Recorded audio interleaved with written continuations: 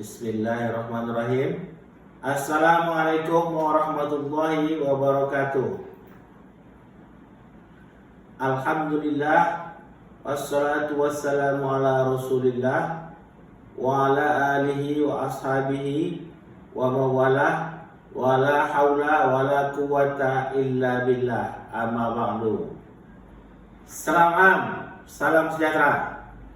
Selamat pagi Bapak Ibu, hadirin yang berbahagia, para narasumber, pembimbing dan penguji. Izinkan saya memperkenalkan diri.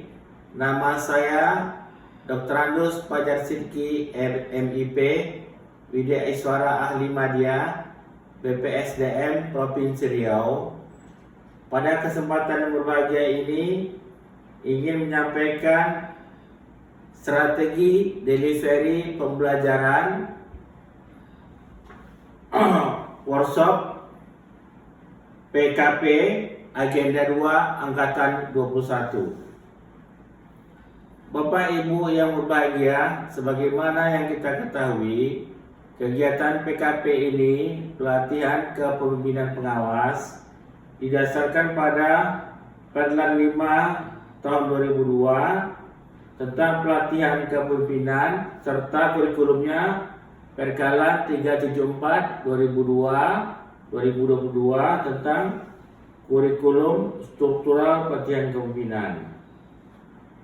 Pada kesempatan berbahagia ini, izinkan saya menyampaikan strategi delivery pembelajaran untuk agenda 2 yang terdiri atas, kita mulai dari tahap pertama yaitu pembelajaran mandiri, di mana seluruh jumlah total pelatihan PKP ini adalah 905 JP, terdiri dalam 6 tahapan pembelajaran dengan sebaran mata pelatihan sebagai berikut.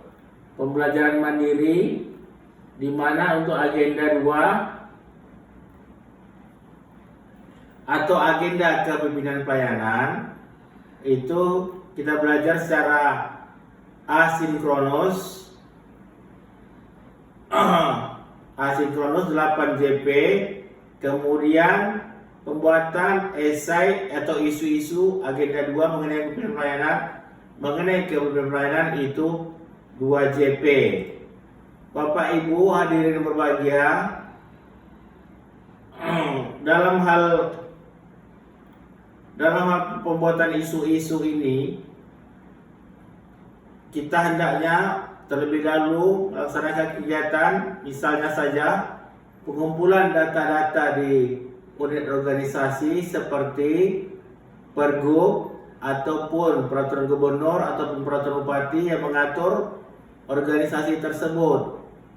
Kemudian mengatur tugas pokok dan fungsi serta adanya struktur jabatan, di mana peserta yang mengikuti kegiatan PKP ini dapat mengetahui tugas pokok dan fungsinya.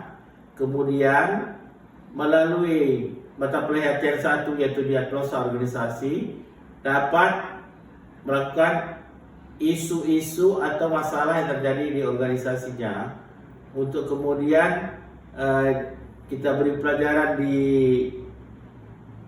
e-learning, yaitu membentuk berpikir kreatif, membentuk tim efektif, serta kepemimpinan pekerjaan dalam pelayanan. Yaitu pembelajaran mandiri ini itu hari keempat dan hari kelima, di mana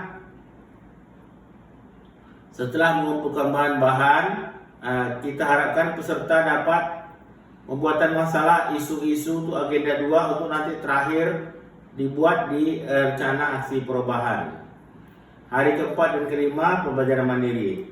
Selanjutnya kita belajar di e-learning hari ke-13, yaitu sinkronus 2 JP, kemudian asinkronus 8 JP, kemudian hari ke-14 asinkronus pembelajaran agenda 2 6 JP, dan sinkronus pembelajaran agenda 2 4 JP.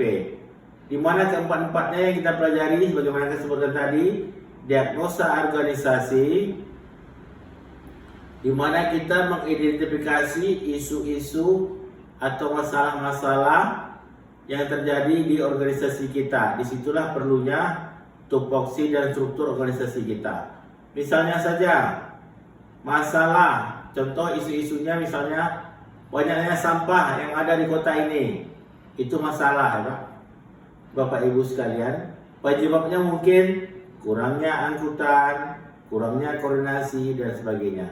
Jadi kita harapkan peserta PKP dapat mengidentifikasi minimal 3 isu yang ada di unit organisasinya. Itu melakukan mata latih diagnosa organisasi. Dari diagnosa organisasi ini timbul berpikir kreatif untuk mengatasi masalah isu-isu tadi. Kemudian membentuk tim efektif. Siapa yang kira-kira yang bisa untuk membahas isu-isu tadi atau menyelesaikan isu-isu tadi. Kemudian yang keempat, melaksanakan kepemimpinan dalam pelaksanaan pekerjaan. 29 hari ke 29 3 JP dan 9 JP, kemudian hari ke-30 12 JP dan hari ke-31 5 JP. Sekali lagi yang kita bahas adalah diagnosa organisasi, berpikir kreatif, tim efektif dan kepemimpinan dalam pelaksanaan pekerjaan. Itu kira-kira Bapak Ibu sekalian dari pelajaran mandiri. Kemudian e-learning tahap 1, di mana agenda 2 kepemimpinan pelayanannya ada 14 dan 6 20 JP. Kemudian e-learning tahap 2, kemudian aktualisasi kepemimpinan pelayanan e-learning tahap 3. Adapun untuk pembelajaran klasikal sudah kami sampaikan dalam rancang bangun pembelajaran agenda pelatihan atau RBPAP, di mana pelatihan kepemimpinan pengawas ini untuk agenda 2 alokasi waktunya adalah 59 jam pelajaran, di mana masing-masing 40 menit, di mana 10 JP MOOC, 20 JP sinkronus dan asinkronus, dan 29 JP klasikal. Tujuan agenda pelajaran ini membekali peserta dengan kemampuan mendiagnosa masalah, menemukan gagasan melalui berpikir kreatif, dengan memberdayakan membangun tim yang didukung komunikasi efektif dalam memimpin pengendalian pelayanan publik. Hasil belajar diharapkan peserta mampu menentukan isu strategis terpilih sesuai unit organisasinya, dipilih 3. Diharapkan dapat menyampaikan isu strategis terpilih 3, kemudian dipilih 1 untuk rencana aksi. Mampu berpikir kreatif dan menghasilkan rancangan strategi inovasi pelayanan publik pada unit organisasinya. Menghasilkan pelayanan publik yang optimal. Indikator hasil belajarnya, dengan indikator hasil belajarnya, materi pokok 1 adalah diagnosa organisasi, di mana materi pokoknya konsep dan teknik analisis, kemudian analisa permasalahan, kemudian mata latih berpikir kreatif, kemudian mata latih membangun tim efektif, dan kepemimpinan dalam melaksanakan pekerjaan. Kemudian kami sampaikan juga rencana pembelajaran agenda 2 ini, di mana alokasi waktunya 59 jam pelajaran, masing-masing 59 menit. Adapun kegiatan belajar kami di sinkronus menyampaikan salam pembuka, kemudian penyajian sesi pertama, melakukan tanya jawab pengalaman dan pemahaman yang tadi pelajaran mandiri, di mana kita harapkan dianalisa isu-isu strategis, kemudian memberikan penguatan implementasi kemampuan mendiagnosa masalah, kemudian memberikan penjelasan tugas individu, kemudian tugas kelompok. Sesi kedua mendengarkan dan menyimak paparan tugas individu kelompok sesuai kebutuhan. Kemudian penutup, kita review seluruh materi agenda 2 tadi, diagnosa organisasi, berpikir kreatif, membentuk tim efektif, kepemimpinan dalam pelaksanaan pekerjaan dan pelayanan publik. Kemudian kita sampaikan motivasi pada peserta dan menyampaikan salam penutup. Untuk asinkronusnya, kita merespon pertanyaan dan konsultasi peserta selama mengerjakan tugas individu dan kelompok. Untuk perjalanan klasikalnya lebih kurang 1305 menit. Seperti kami sampaikan di dalam RBPAP dan RP ini, rancang bangun pembelajaran, mata pelatihan dan pelatihan dari RBPAP dan rencana pembelajaran ataupun RP.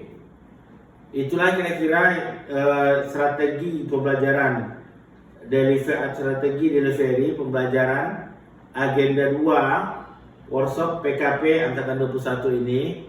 Mudah-mudahan bermanfaat sehingga kita mampu membawa peserta memahami dan mendiagnosa masalah-masalah yang ada di organisasinya untuk nantinya dapat dilakukan perubahan. Lebih dan kurang saya mohon maaf Bapak Ibu narasumber, pembimbing, penguji. Wabillahi taufiq wal hidayah. Assalamualaikum warahmatullahi wabarakatuh. Merdeka! Selamat pagi.